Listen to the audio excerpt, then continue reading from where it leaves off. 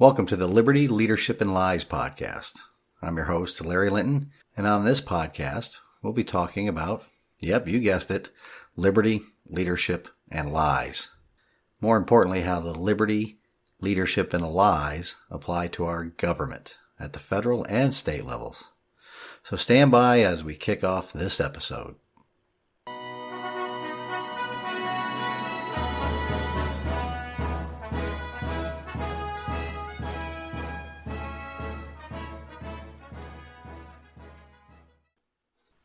Episode 1, the inaugural episode. Again, my name is Larry Linton, and this is the Liberty, Leadership, and Lies podcast. In this, the first episode of the podcast, I would like for it to serve a couple of purposes. The first being an introduction of myself to the audience, as well as some of my background. And the second being the why. The reasons why I started this podcast. Currently, this podcast does not have any sponsors or receive any financial support other than my own. However, in future podcasts, I will share information about the local small businesses that are owned and operated by a great group of friends. They are wonderful people, and I would like to encourage the audience to support them with their patronage if they're in the area during visits or vacations. I'd also like to share information about my own small business. It's Linton Leadership and Management Consulting. I'll do this in every episode just to plug my own business. Because, after all, I have to put food on the table. Before I introduce myself to the audience, I want to give us some acknowledgements. Not only for the start of this journey in my podcasting, but for the roles they have played and continue to play in my life. First, I need to give thanks to God and acknowledge that it is through faith in my Lord and Savior, Jesus Christ, that I can do all things. I am a child of God. If hearing somebody talk about their faith, hearing them share their witness, if it offends you or makes you uncomfortable, then this podcast will probably not be for you. I came to the decision to embark upon this journey after much prayer, consideration, and consulting with my family, friends, and fellow patriots. Now I need to acknowledge my bride, Denise. She is truly the greatest blessing in my life.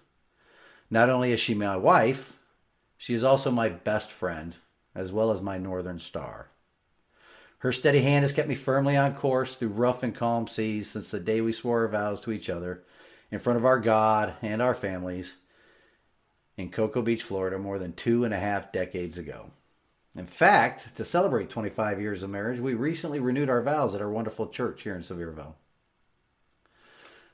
And we did this in the middle of a so-called global pandemic.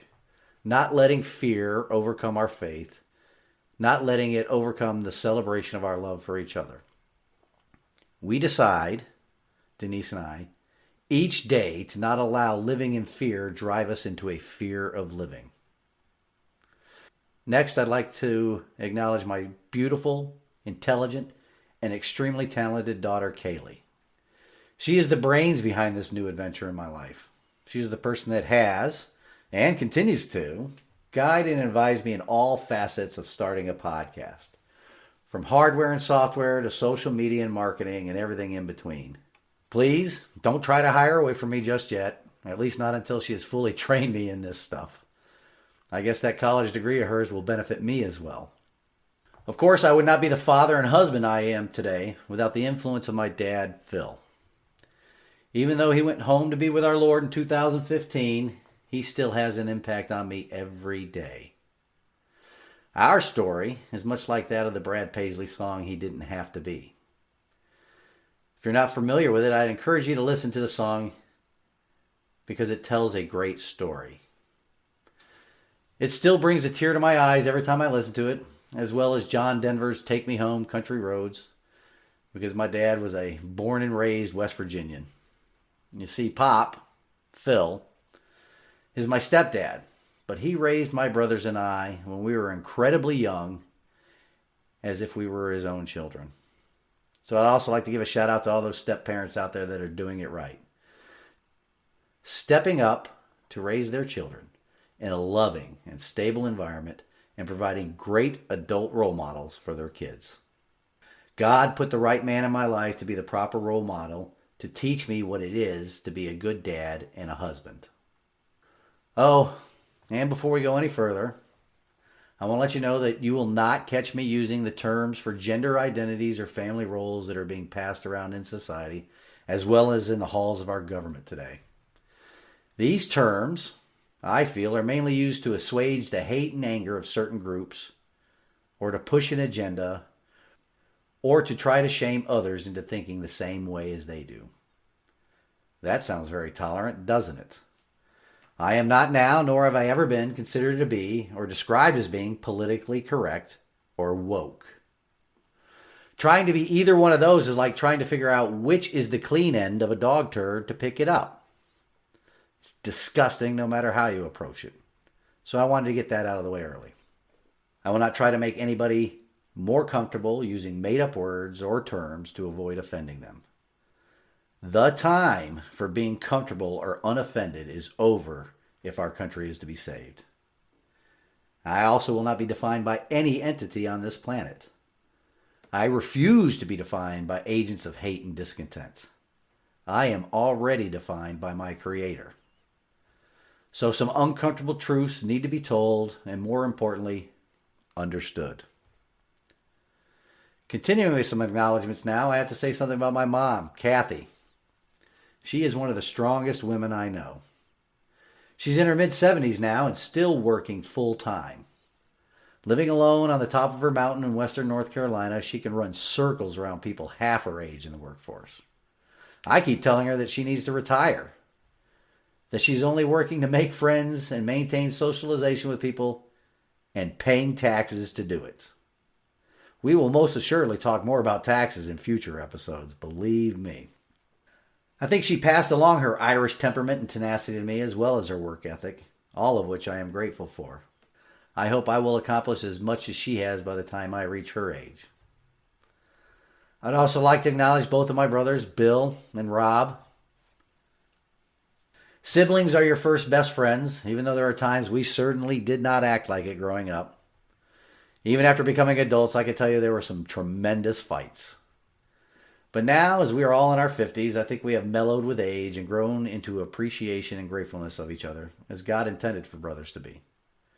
But when I remember or think about some of the things we did to, and for, each other, I'm often amazed we made it into adulthood.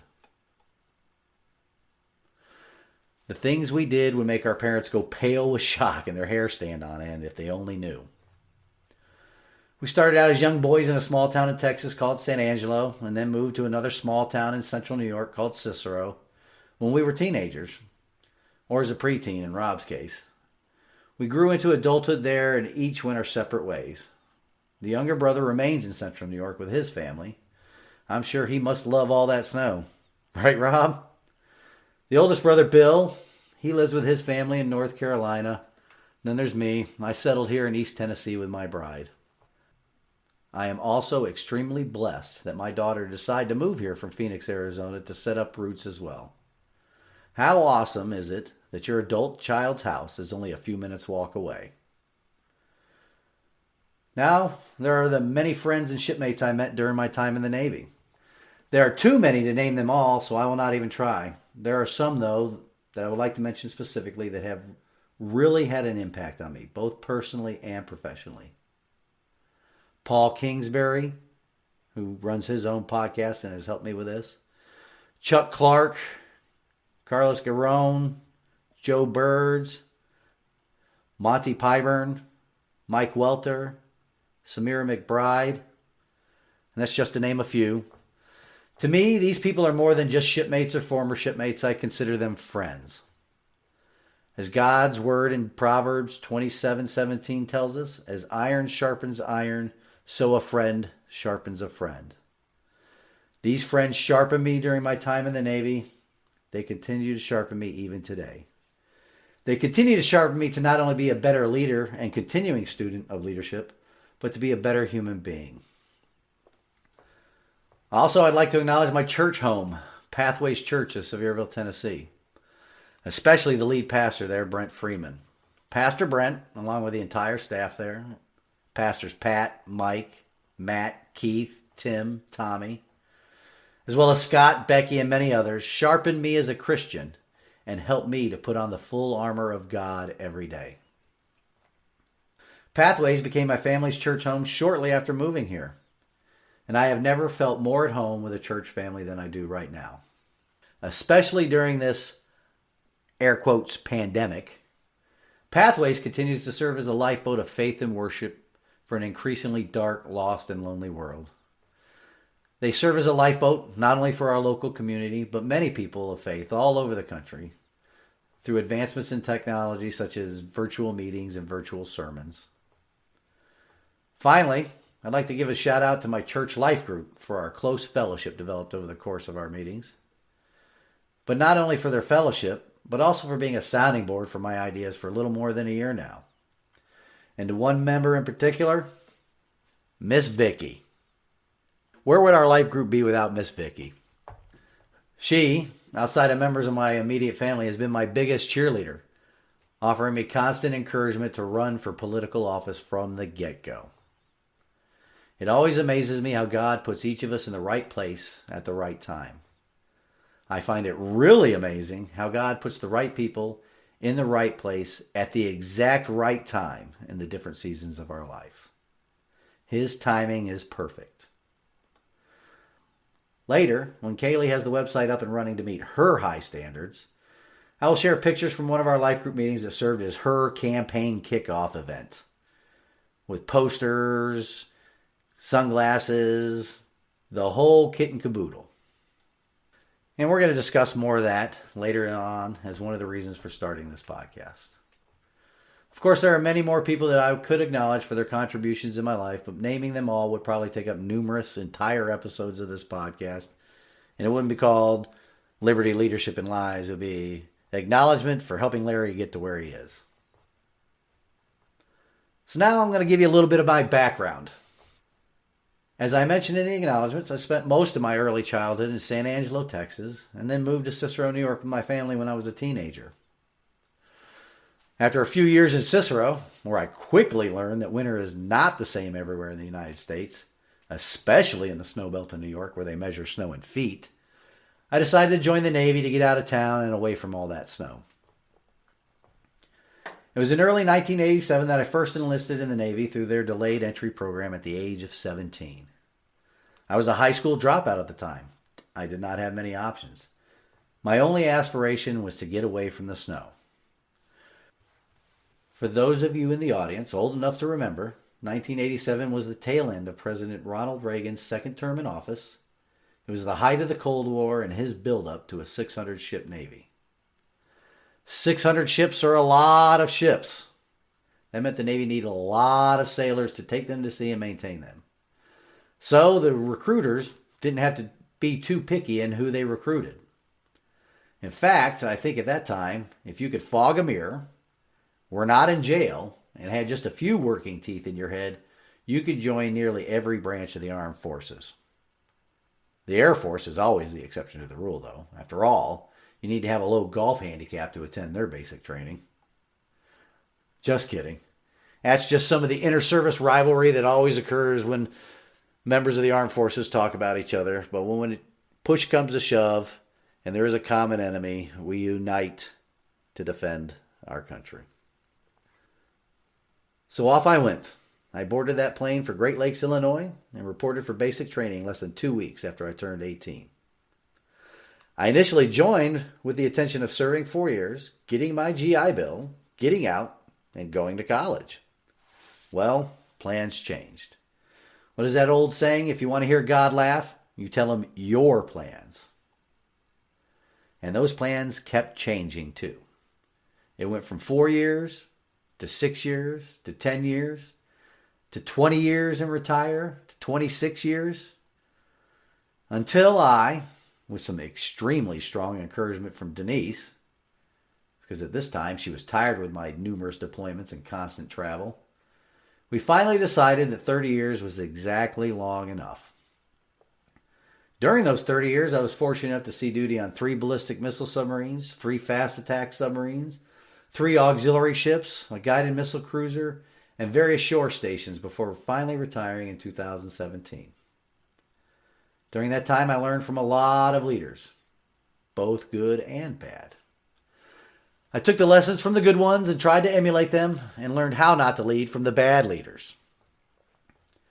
I went from being the most junior sailor on a submarine with a crew of 120 sailors to leading small groups of sailors as their division leading petty officer and leading chief petty officer, to leading an entire department of sailors from multiple divisions on a submarine, to being the senior enlisted leader and principal advisor to a commanding officer of a guided missile cruiser with 400 sailors.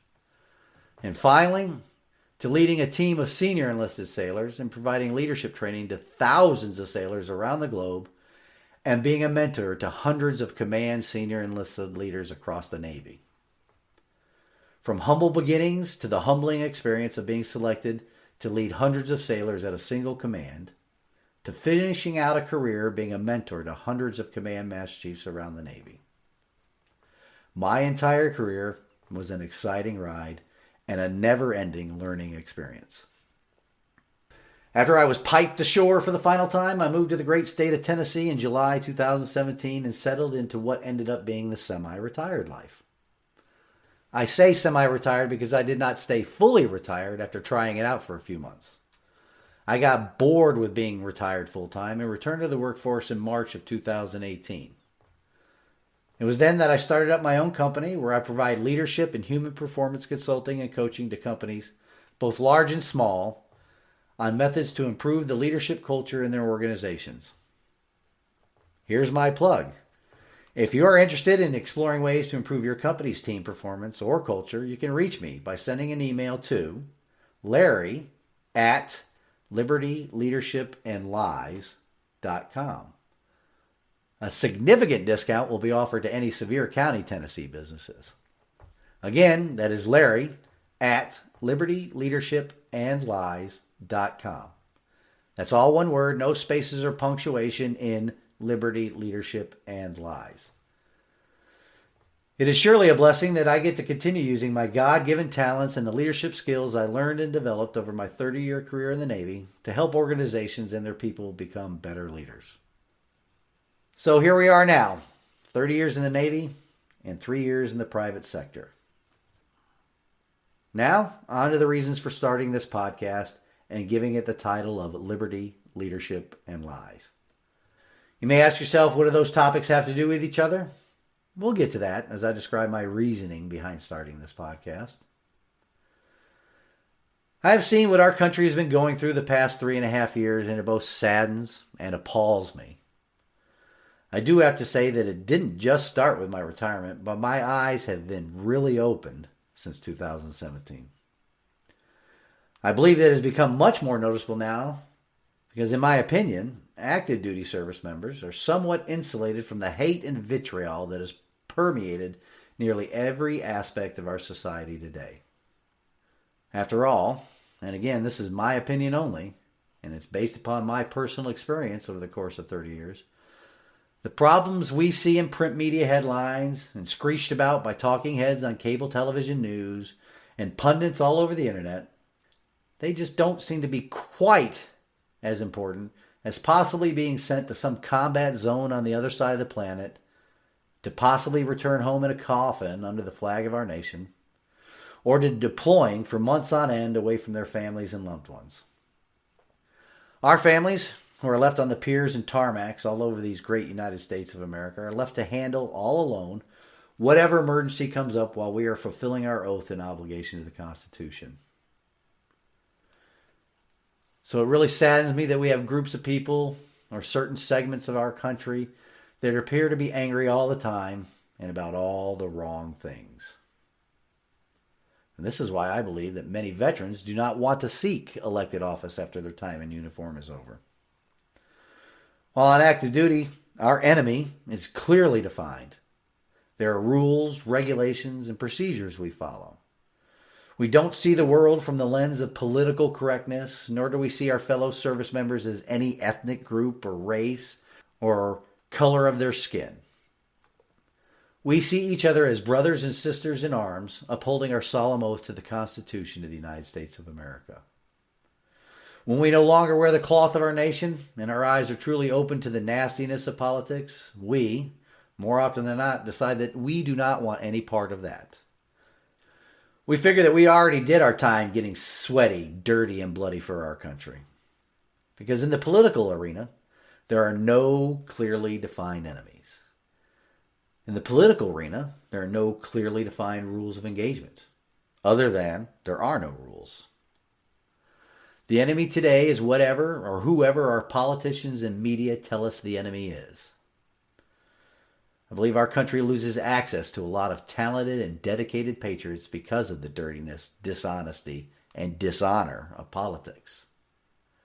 I'm here to say, though, that absolutely must end. If you're a veteran and are listening to this podcast, please let me know if you think I'm missing the mark here.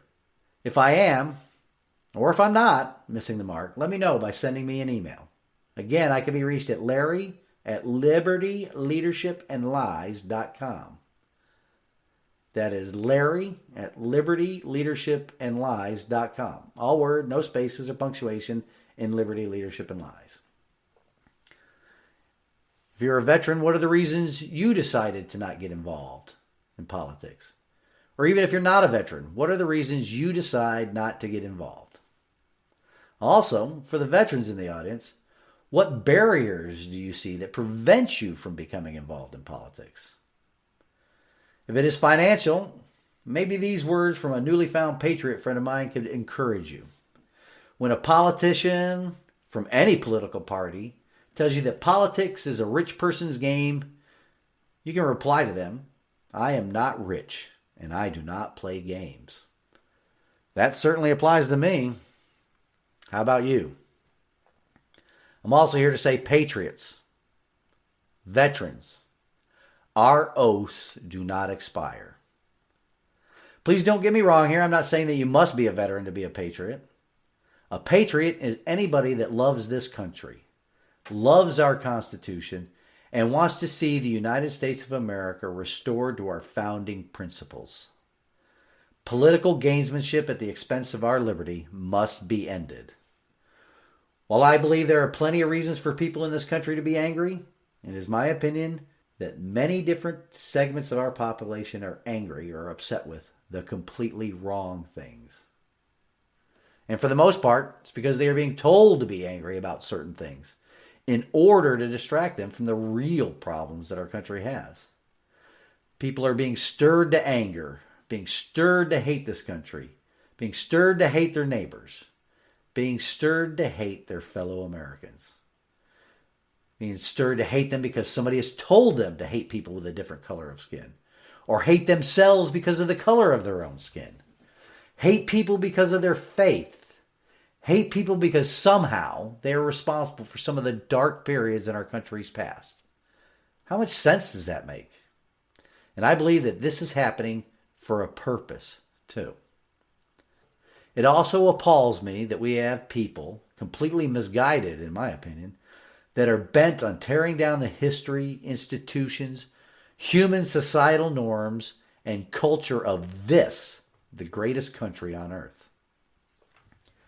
There are people out there that do not believe in the inherent goodness of our great republic. Our children and young adults are no longer being taught our true history about how exceptional and unique our beloved country is. I believe this, too, is happening for a purpose. It reminds me of those elementary school playground fights where the two kids that are about to fight are only, in the end, stirred to action by the circle of people around them. The crowd surrounding them are not interested in what they are fighting about, just that they are fighting. The fight is their entertainment. They egg the fighters on.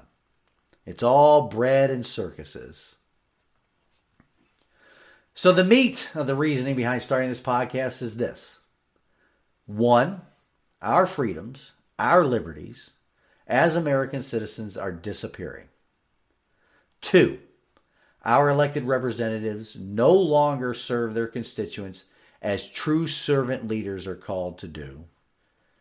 And 3, this is being enabled by the lies our government is forcing on us, in most cases, selling us in some cases.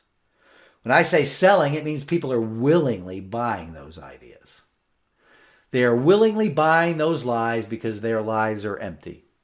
They are devoid of joy. They cannot seem to find the gratitude or appreciation for living in the most diverse, free, and prosperous country on the planet. There are many reasons I believe they are empty of joy, gratitude, and appreciation. We can and will discuss in depth why I believe that in future episodes. But here's a hint, though. When a person does not have a personal relationship with their Creator, their lives end up having no meaning beyond what they hear on the television and see on the internet. So these joyless and hopeless people lash out. They lash out at everybody: friends, family, neighbors, coworkers, fellow citizens, and even complete strangers. They especially lash out at those people who have found purpose, joy, appreciation, and gratitude in their lives. They have latched on to either social media, cable news, government officials, or certain politicians of all political parties as their false idols. My faith provides me with what they are missing: joy and hope. So they're going to lash out at me and other people of faith. Again, we will discuss that much deeper in future episodes. So, here's what I believe we as Americans should be angry about, and that is the slow erosion of our liberties. We are the proverbial frog in the pot of water where the temperature is slowly increased to boiling. The frog keeps adjusting its own body temperature as the water temperature slowly rises, until the point where it is too late and they have no energy left to leap out. Our country is almost there. Our individual liberties are slowly being taken away. Taken away by the institutions that were originally formed to protect those liberties. Look around you at the world today, at the society in which we live. The pace of this erosion has even sped up dramatically over the course of this past year. 2 weeks to slow the spread has now reached 1 year. All done under the government's guise of protecting our health due to a global pandemic caused by a virus with a greater than 99% survival rate. This is the first time in our nation's history where healthy people were quarantined. Does that make any sense? It does, but only if you had ulterior motives, which we will cover in future episodes. When our republic was established, it was upon a solid foundation of liberty. We broke away from a monarchy where all authority was vested in one person, a king. The king was the sovereign.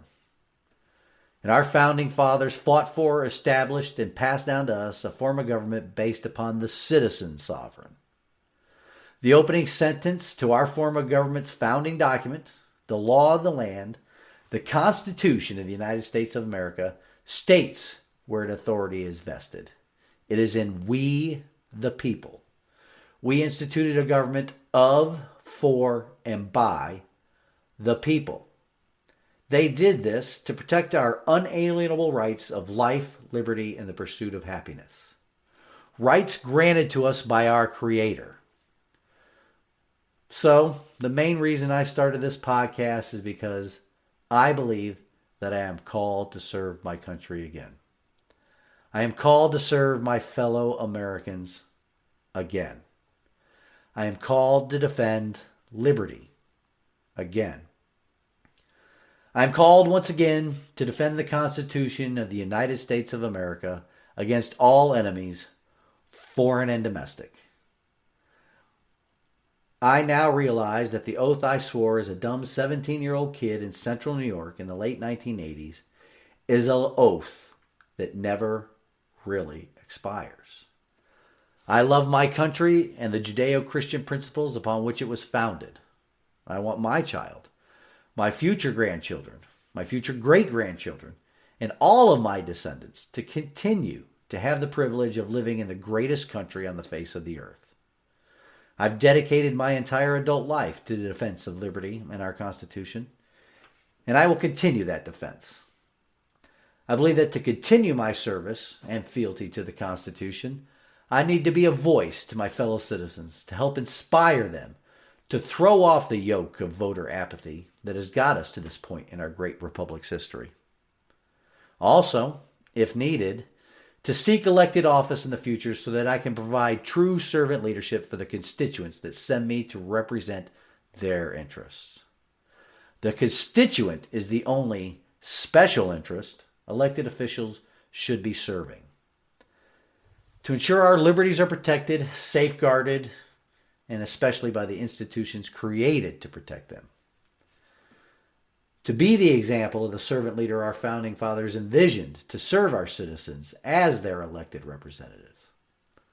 To demonstrate what fealty to the Constitution of the United States of America truly is.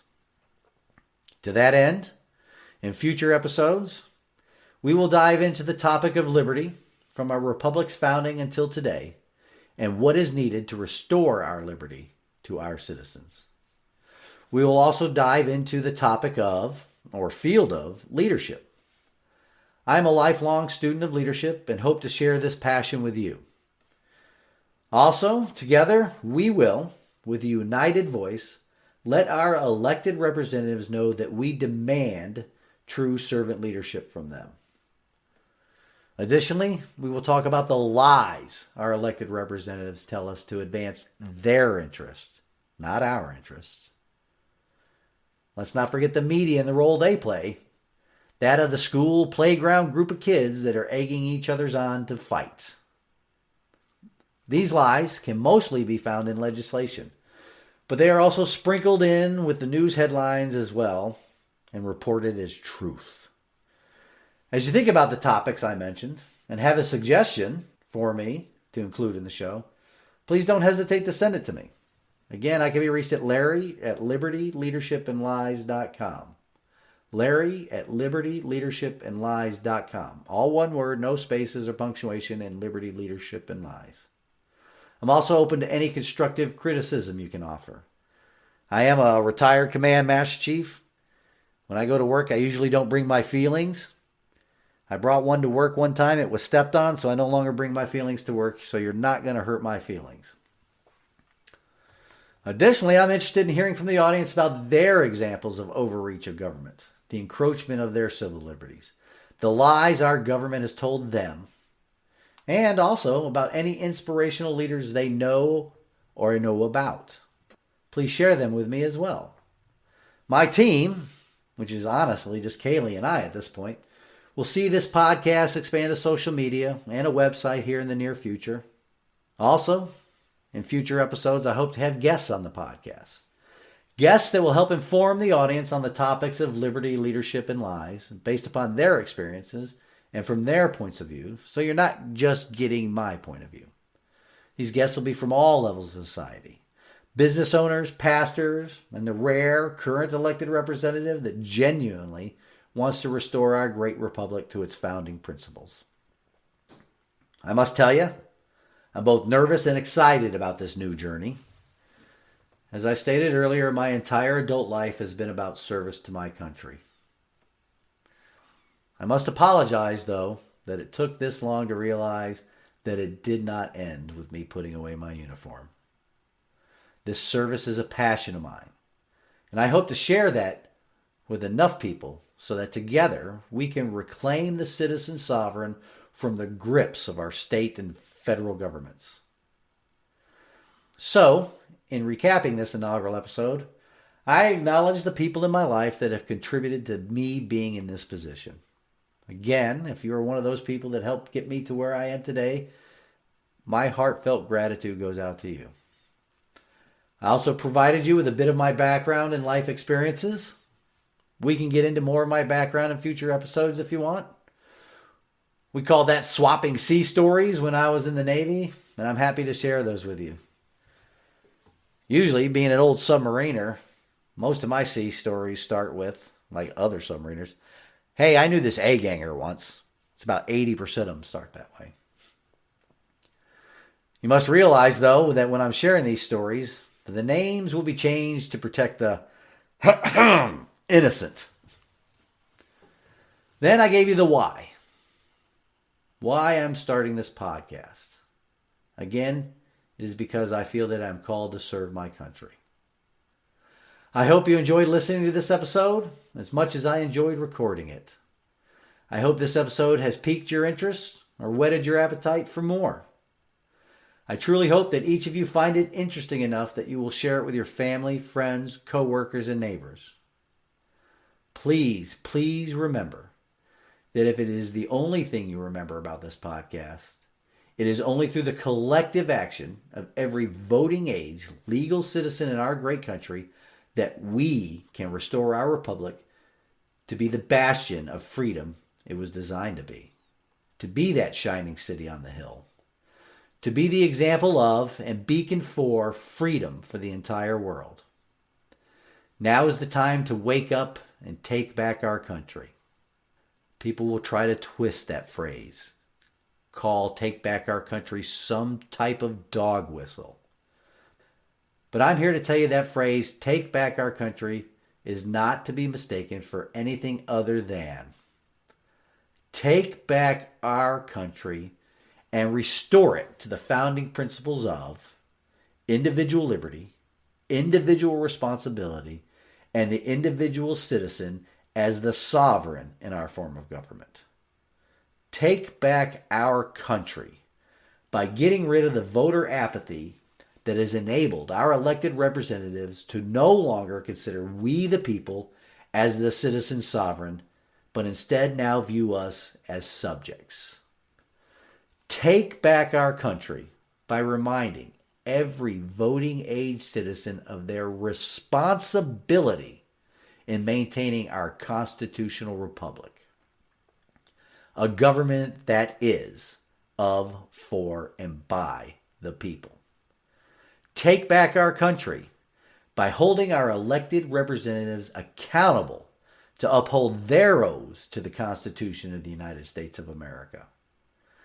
Take back our country by constantly reminding our elected representatives that is what they are, representatives, not our leaders. Before I close, I'd like to provide you with an explanation for the opening and closing music on this podcast. First, of course, I included our national anthem. It's a song that stirs up, or should stir up, the patriotic fervor in every American. Next, you hear the Battle Hymn of the Republic, a call to action. The closing music is the bugle call of reveille, because it is time to wake up. Thank you all for listening, and I pray that you all enjoy the rest of your day. Until next time, I'm Larry Linton, and this has been Liberty, Leadership, and Lies.